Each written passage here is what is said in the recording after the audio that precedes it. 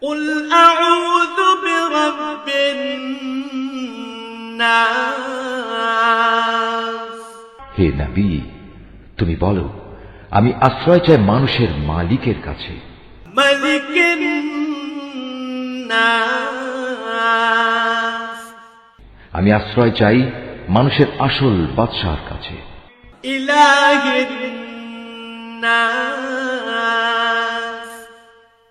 আমি আশ্রয় চাই মানুষের একমাত্র মাবুদের কাছে, من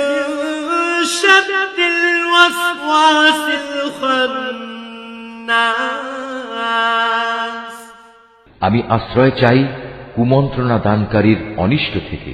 যে প্ররোচনা দিয়েই গা ঢাকা দেয়,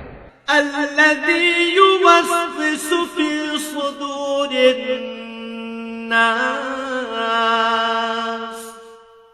যে মানুষের অন্তরে কুমন্ত্রণা দেয়, من الجنة والناس জিনদের মধ্যে থেকে হোক বা মানুষদের মধ্যে থেকে হোক, তাদের অনিষ্টের হাত থেকে আমি আল্লাহ তাআলার কাছে আশ্রয় চাই।